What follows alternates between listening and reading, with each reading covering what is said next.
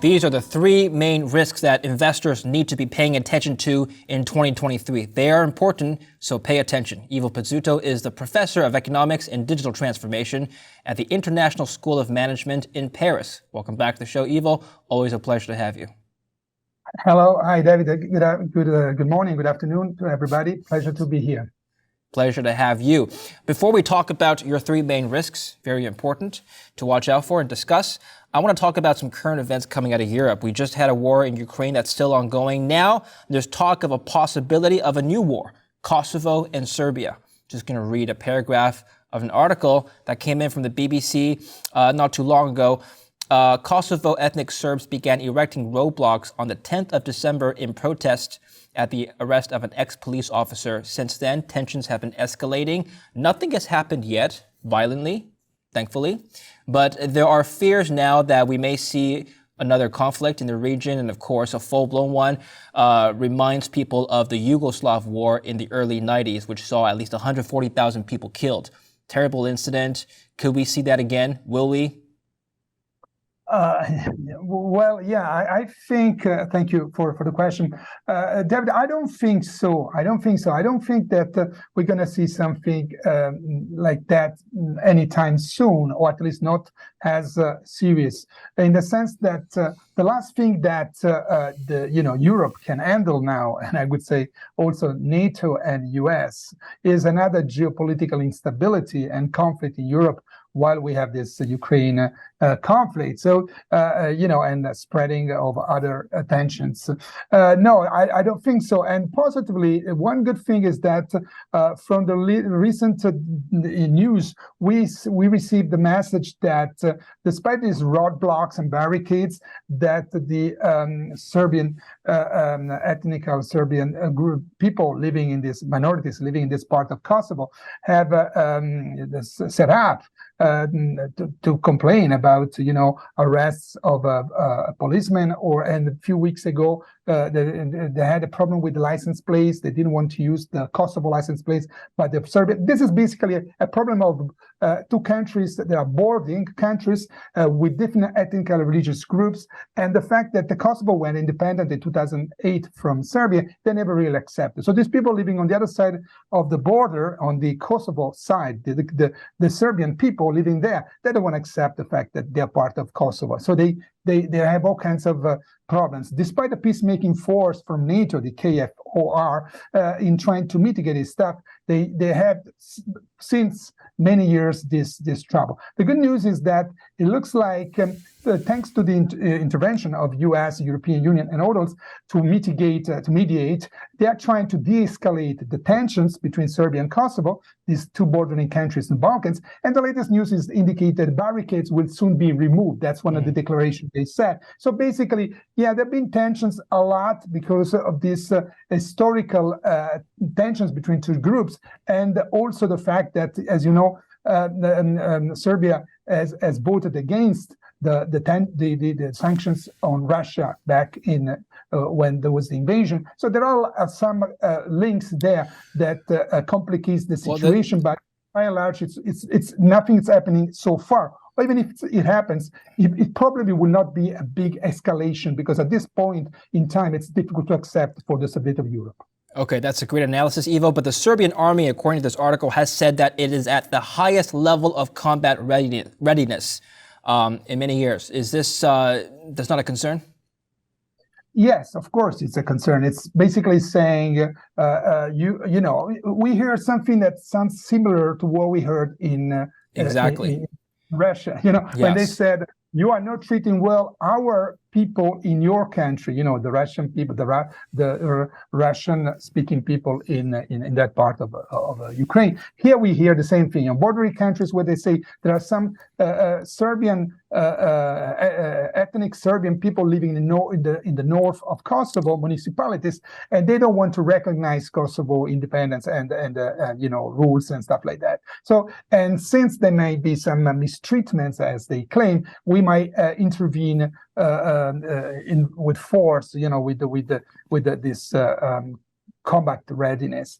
I think it's a stand. It's basically it's an approach from Serbia to show that they are very serious about this. We don't think, honestly, that given the situation, anytime soon we will see their position, to change. They are firmly entrenched on both sides, but we will see some strong attempts from the, U.S., Europe, NATO, and other peacemaking forces to de-escalate and to mediate as much as possible. We cannot afford another conflict widening in Europe. The final question on this, and we'll move on to other topics. Now, Ivo, it does say again once more in the article that attempts by the European Union, NATO, which has peacekeeping troops deployed in Kosovo, and the U.S. to mediate the situation had failed to make a diplomatic breakthrough. This is so far. Like you said, mediation is very important. So far, their efforts have failed. What's next? I don't expect any things to be solved because these are long-term tensions. They go Is the U.S. going to take sides? You think the U.S. going to take sides? No, I don't think that they're going to take sides. I just think that both these countries, Kosovo and Serbia, ideally, they look forward to eventually join the EU. So I probably one day, sooner or later, better sooner than later, they will do it. And that being part of Europe will require, following the rules of Europe and integrating themselves in the European Union. So that would be a change maker. Would probably satisfy both to be part of Europe sooner or later. By the way, for example, Croatia, which is another country in the Baltic region, is joining the Euro in January 2023. That means in a few days. That means it's going to be the 20th country to use the euro. In Europe, we have 27 countries after UK did the Brexit. Now we used to be 28. Now we have 27. And 20 of this country with Croatia are using the euro within the 27. So Croatia is going to be number 20, and it's great news because this means a country from the country from the Balkans, the same area where Serbia and Kosovo come from. It's not only part of the European Union, but it's also within the euro. So I think this is going to be a good incentive for these two countries to come to terms with the fact they have to be more integrated with each other within Europe moving forward. All right, so we'll keep an eye on that development, but no real risk for the moment, according to you, Ivo. Let's talk about your real risks then. You have 3 of them for us. Please outline them, and then we can go into them in a bit more detail. Absolutely. Just to end that, no real risk of a big escalation. Big escalation, yes. Little things, but not big escalation as far as I can see. Okay. The other 3 elements are, one, it's the central banks, the big topic of the moment. Hard landing or soft landing? Will they crash the system with rate hikes and balance sheet unwinding, or will they will tame inflation finally without causing much consequence, much damage? And the other one is, of course, the energy shortage, energy crisis we experience in a number of countries, especially in Europe, or at least challenges. And then we talk about housing and something else. All right, so hard landing versus soft landing, energy shortage, and housing. Big topics that affect everybody across the world. The energy shortage crisis, you're talking specifically about Europe. We'll get to that. So first, hard landing versus soft landing. Yes, in the U.S., where our audience is based, I'm in Canada. That's a big topic as well. I suppose all over the world. I'll keep this question simple, Ivo, because we know central banks all around the world are tightening policy in one form or another. The U.S. especially, 7 rate hikes so far this year, with more expected in 2023. Will the U.S. central bank, the Federal Reserve, cause a severe recession with their monetary tightening?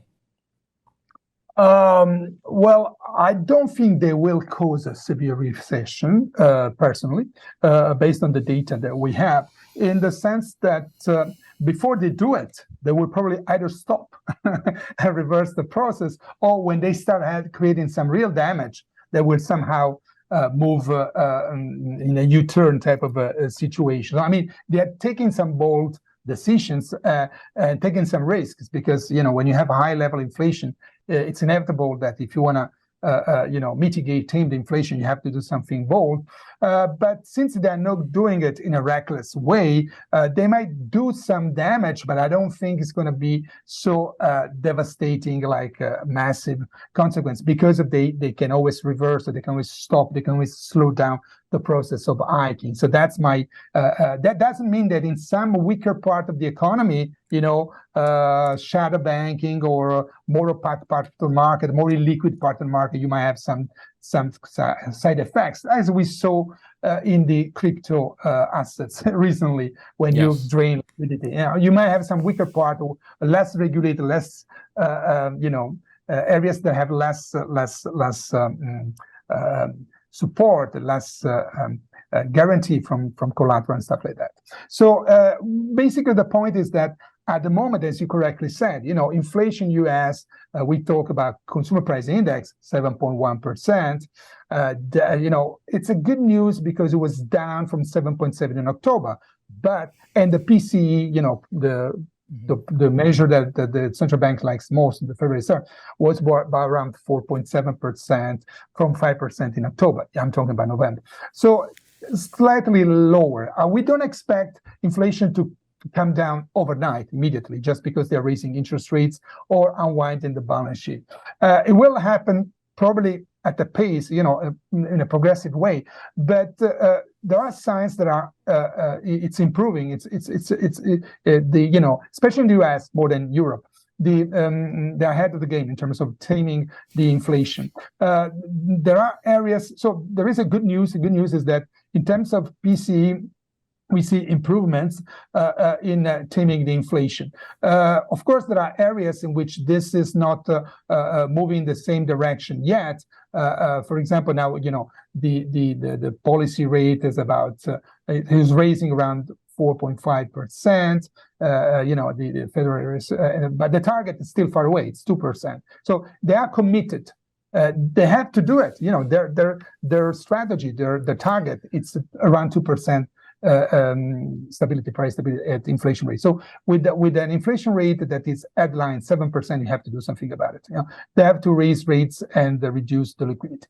The point here is that in Europe, you have like about 10% inflation rate in November for the euro area. We have countries that go all the way to 20+% in the Baltic region. So that's real a serious issue.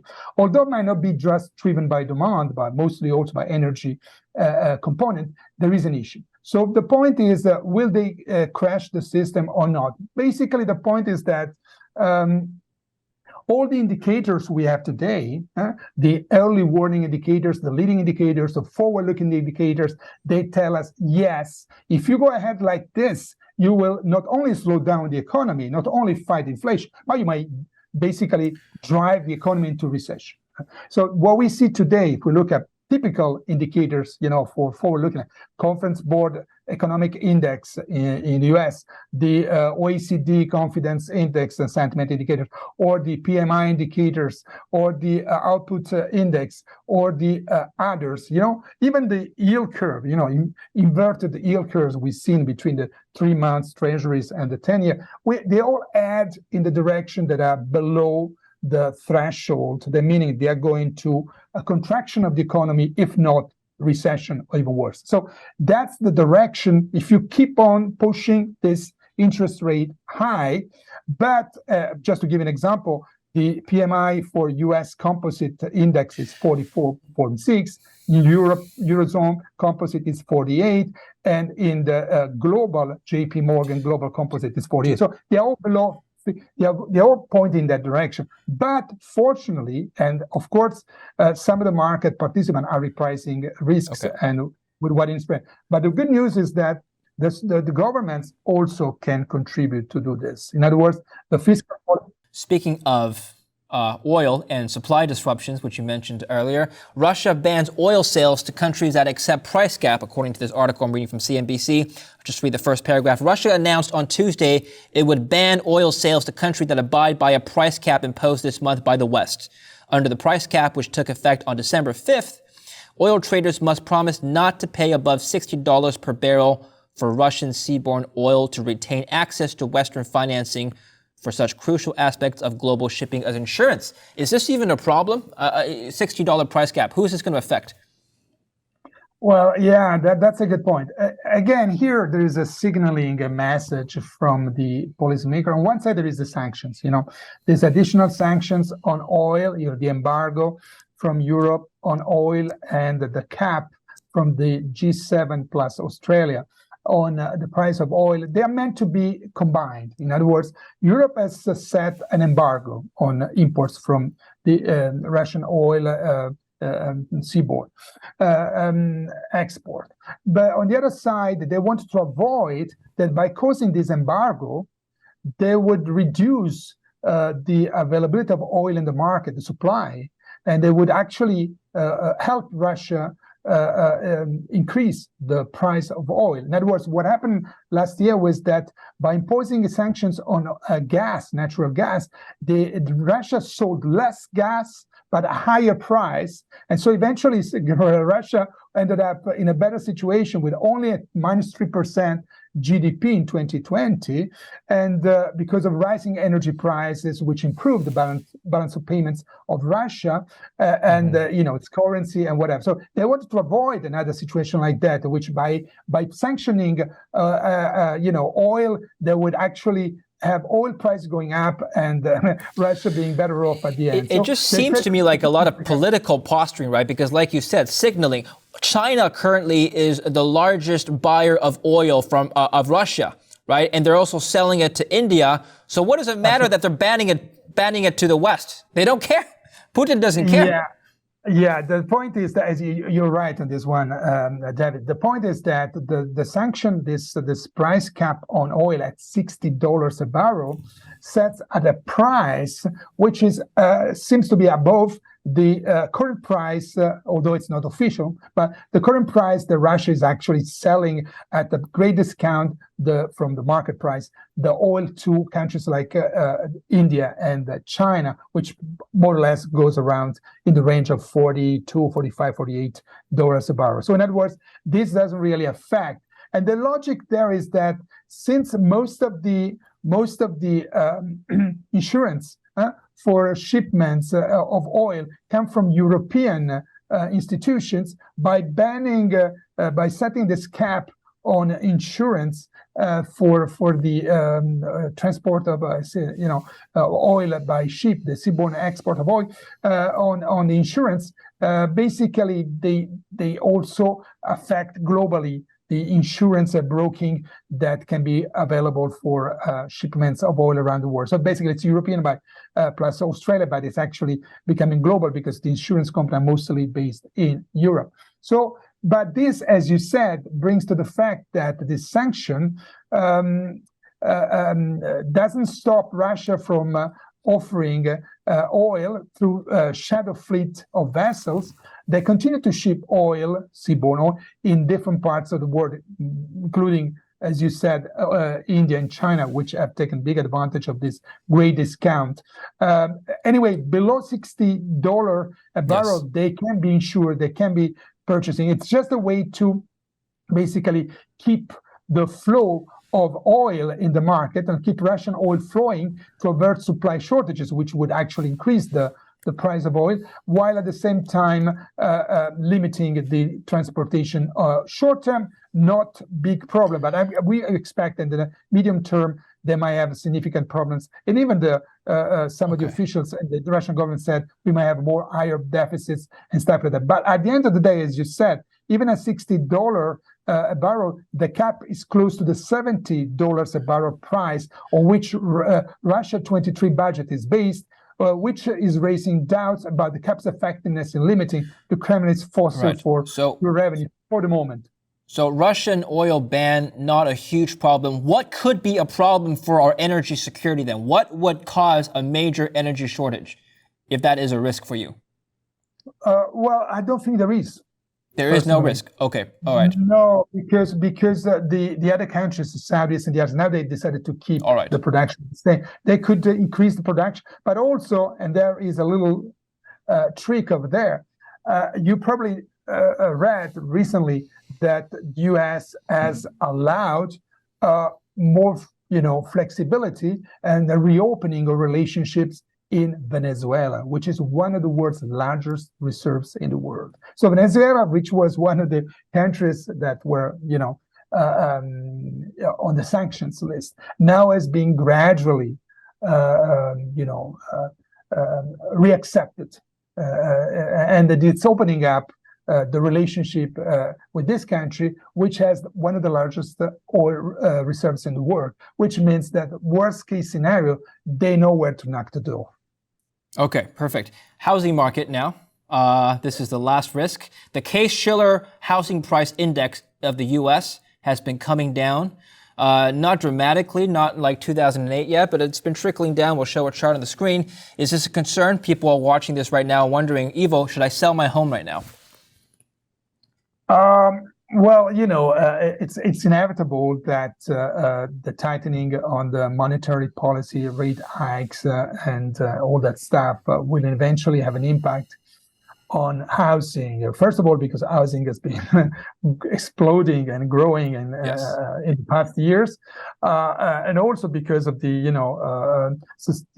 ability to pay interest rates that constantly increase. This is mostly a problem for adjustable rates more than, if you have a fixed rate mortgage, that doesn't affect you too much. But for adjustable rates, that might be a problem. For example, in the US, the 30-year mortgage rates have surpassed 6%. So that's already something that's important, in that sense. So there is no doubt that the housing market in Canada, in US, in Australia, in other markets where they've grown significantly, they might be affected by these rate hikes, and they might slow down the market to they have a decline in home prices. There is no doubt. So and also it's very important. But I would say that given the importance of the housing market for the economy, housing market's a big piece of the economy. If you look into the consumer price index, the housing part, basic shelter has by far the biggest weighting in the CPI basket.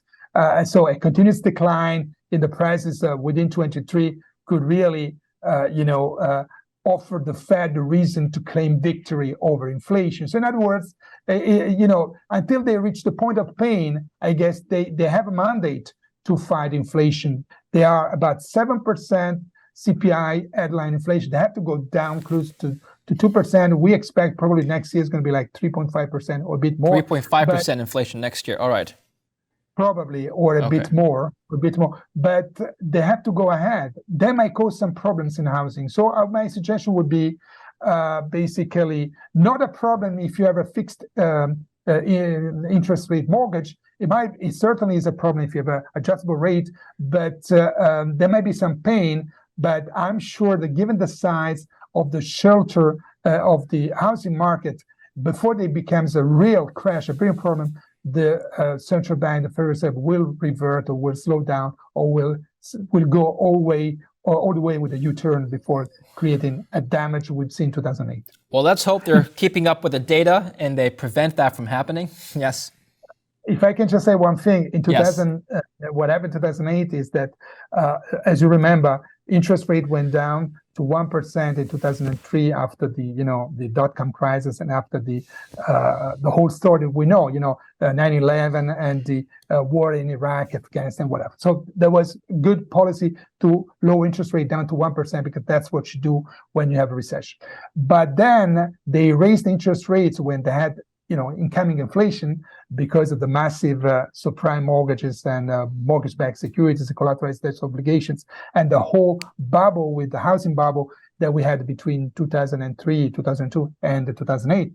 And basically, because of this, fast expanding market and the huge incoming inflation from abroad, whatever, they had raised interest rates in those 2 years from 2004 to 2008. From 2004 to 2006, they raised the interest rate. They were down 1% in 2003, all the way to 5.25 in 2006. So that means that the speed of reverse, the speed of increase of the interest rate contributed to the problem. So they know that, they are aware of that, and they probably will not do that again. Yeah. All right, well, let's assume that they are rational and they probably will not do that again. Ivo Pezzuto, thank you so much for your time today. Enlightening talk. I appreciate your time. My pleasure. Thank you very much, and best wishes for the new year to everybody. Best wishes for the holidays. Happy New Year, and thank you for watching KITCO News. I'm David Lin. Stay tuned for more, and don't forget to subscribe to our YouTube channel.